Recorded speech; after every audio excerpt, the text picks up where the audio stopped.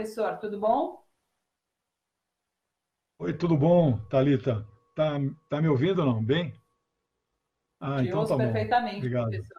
Você também? Tudo certo por aí? Tudo certo. Estou muito feliz porque acabei de receber um livro lá dos Estados Unidos nós vamos ouvir falar muito disso.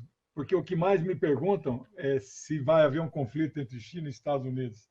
Esse autor aqui diz que é inevitável. Mas uma hora nós vamos falar sobre esse tema aí. É um assunto que a gente já vem falando, né? Mas olha aí, com um livro novo dá para a gente abordar mais uma vez esse tema, com certeza. Vamos começar falando sobre a vacina da Rússia, então, professor Legene.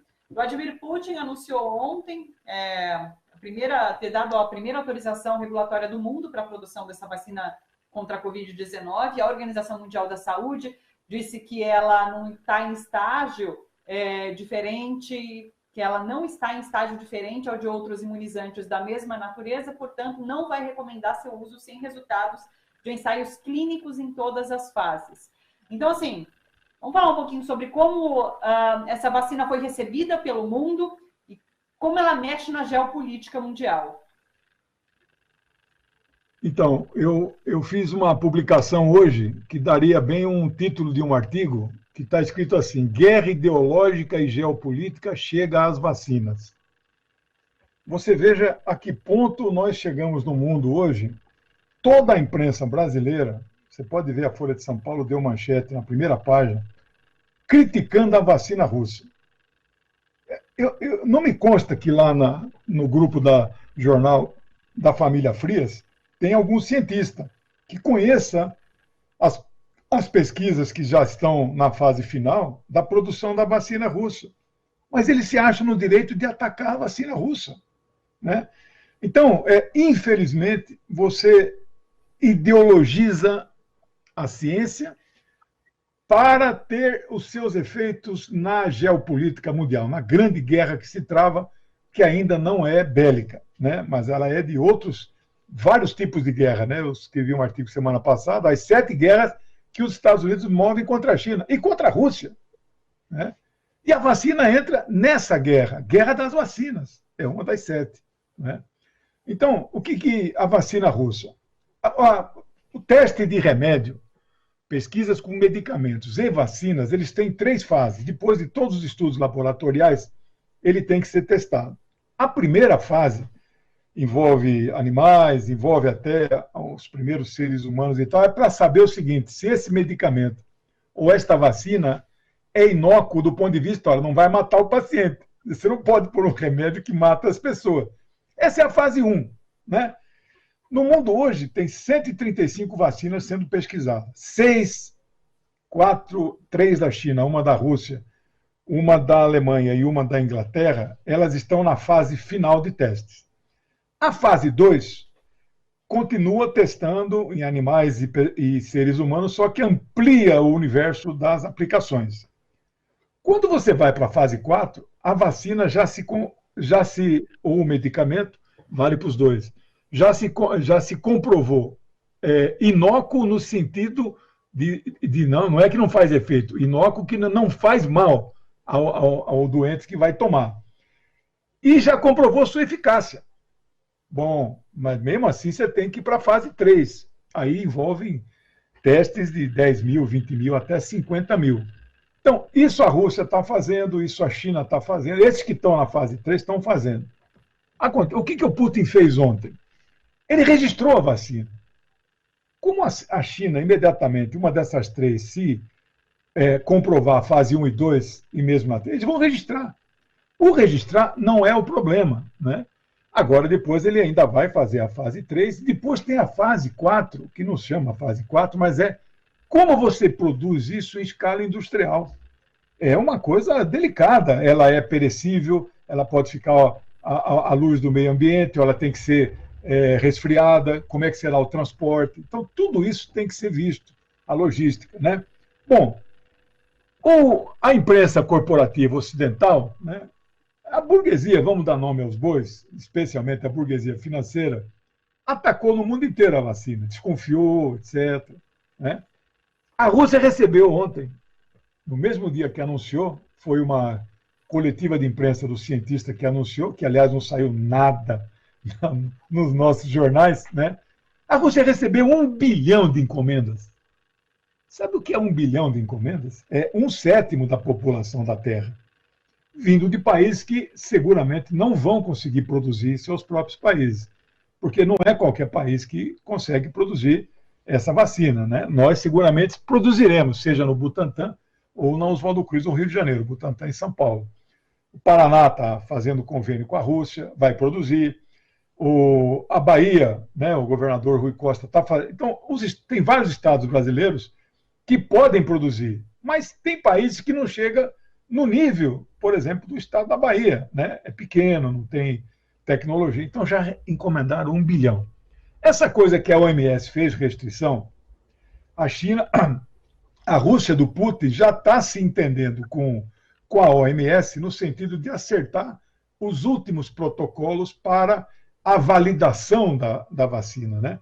E eu espero que o Brasil, através da Anvisa, porque a Anvisa também é ideologizada, né? Eu espero que o Brasil não ponha nenhum obstáculo à fabricação futura desta vacina russa, como da chinesa que vai chegar, né? Agora, por que o mundo está falando muito na vacina inglesa? Bom, primeiro é que a Inglaterra é um país poodle, cachorrinho poodle, é subserviente, né? É um serviçal dos Estados Unidos. Então é bom que fique no âmbito desses países, né, da órbita dos Estados Unidos, né, da periferia do capitalismo. Mas é um país capitalista imperialista também, de grande porte. Bom, mas a vacina lá que começou com as pesquisas estatais, o Estado então participa do financiamento, parece que as verbas goraram, né? E aí quem é que entrou para dizer, eu vou bancar essa vacina, mas ela será minha? A Pfizer. A Pfizer é nada mais, nada menos que a segunda maior corporação farmacêutica do planeta. Pepe Escobar chama isso de Big Pharma. Essas Big Pharmas, juntas, faturam mais do que a indústria do petróleo. Só para você ter uma ideia do poder dessa indústria, né? Então, eles vão patentear, a patente não será aberta, a China já disse que vai abrir a patente, eu acho que a Rússia também cederá a patente, tanto que ela cedeu já para o Paraná pode produzir. Ela transfere tecnologia da fabricação. É uma vacina que tem que ser tomada em 2 vezes, com um intervalo de 3 semanas. Pois só por aí você imagina vacinar 200 milhões de brasileiros hoje, e daqui a 3 semanas todo mundo volta para ser vacinado. São 400 milhões de doses, e já imaginou o aparato logístico para você fazer essa aplicação. O Brasil tem tradição já de grandes campanhas de vacinação de massa, né? Isso é tradição. Agora, os 200 milhões não, né? Porque as vacinas, por exemplo, que a gente dá nas crianças obrigatórias, são só as crianças que tomam. Não tem 200 milhões de crianças, né? E outros tipos de vacina, da gripe e tal, são os idosos acima de 60. Você nunca vacinou a população inteira. Porque nós estamos falando de um vírus incurável. A AIDS existe há 40 anos, infectou 70 milhões, matou 32, 38 sobrevivem. Não tem cura da AIDS. Ninguém descobriu uma vacina da AIDS. Mas por que eles estão correndo para descobrir essa vacina? Eu fiz umas contas hoje com os dados lá da Johns Hopkins University, né, que dá instantaneamente, online. Você clica assim, aperta o F5 atualizar, depois daqui a 5 minutos, você aperta de novo, os números mudam. Então, já tem 2 dias que o planeta passou de 20 milhões de infectados.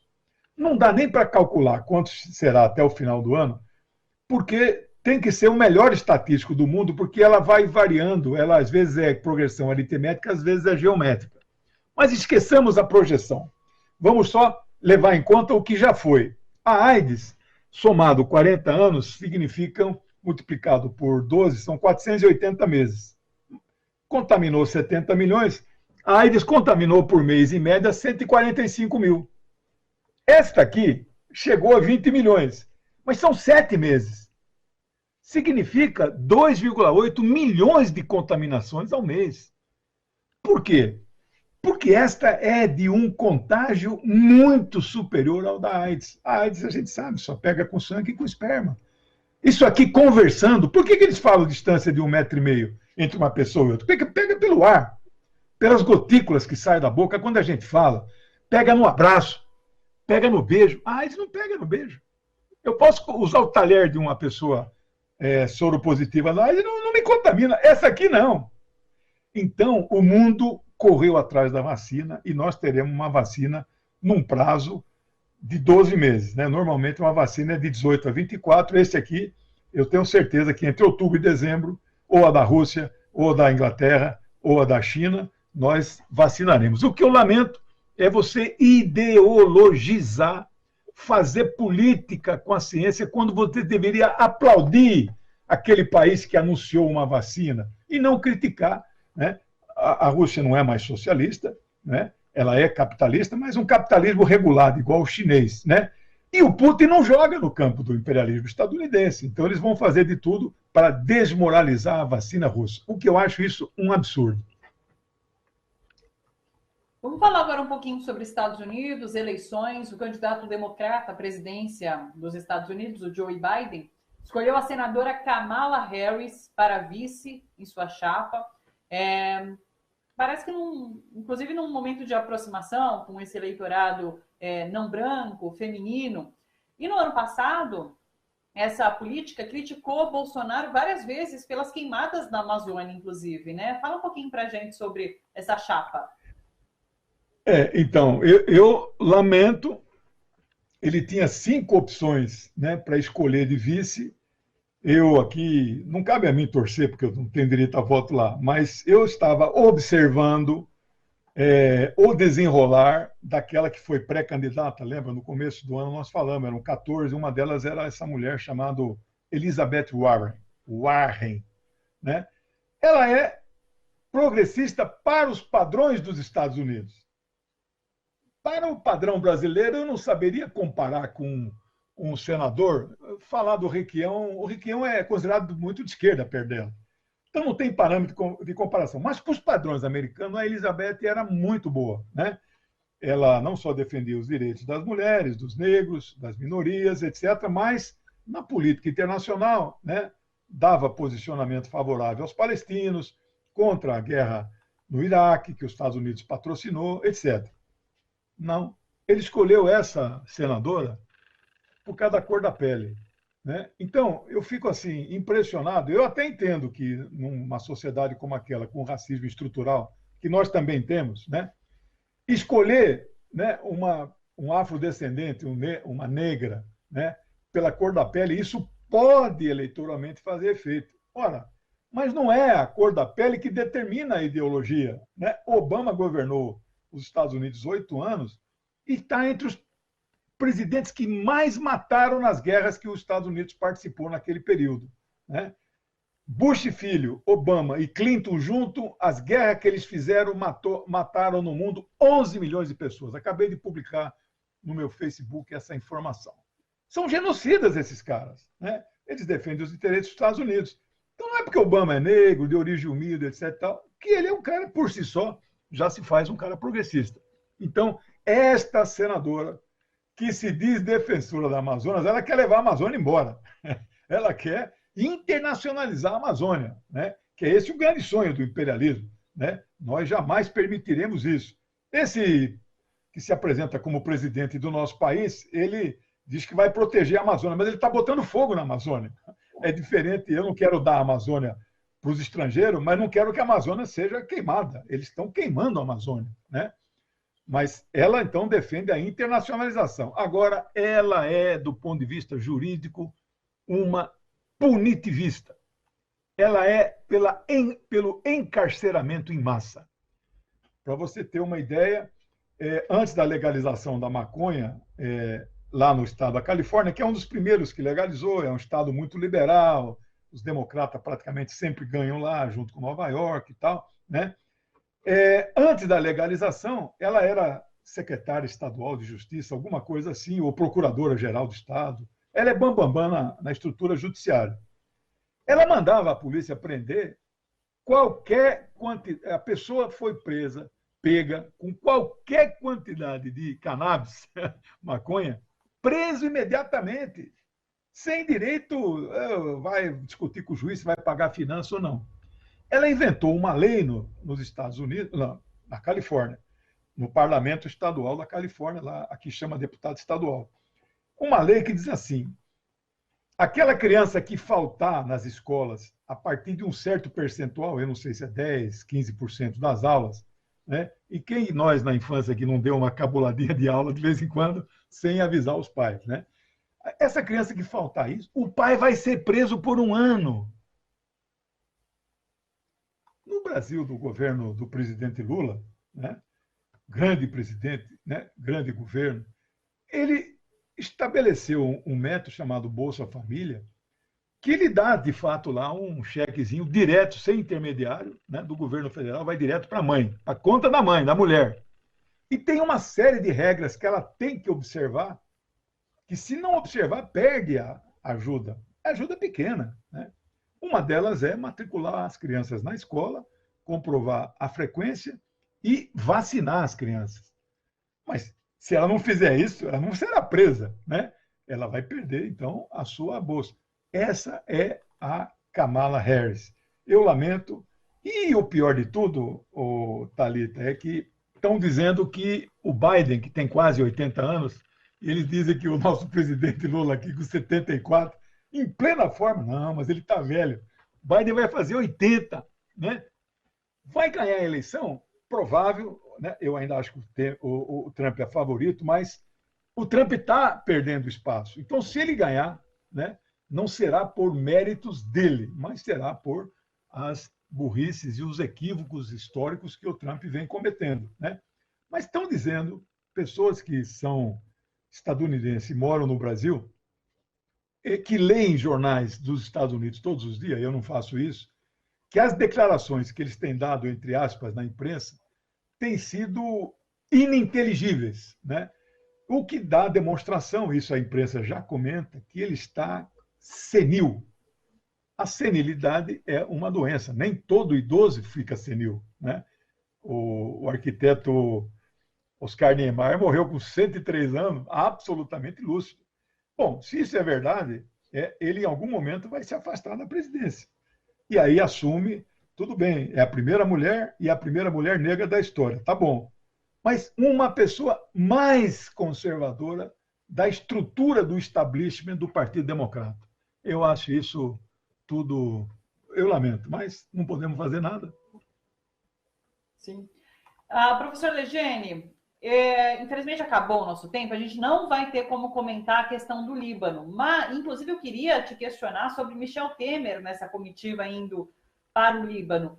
Mas a gente volta a conversar na semana que vem. De repente, Michel Temer já voltou e a gente já tem até um balanço do que foi essa atuação lá no país. Então, fica para a próxima semana, tá? Te agradeço demais a participação hoje aqui. Tá Um beijo grande, até quarta-feira que vem, professor. Obrigado. Até a semana. Tchau. Até.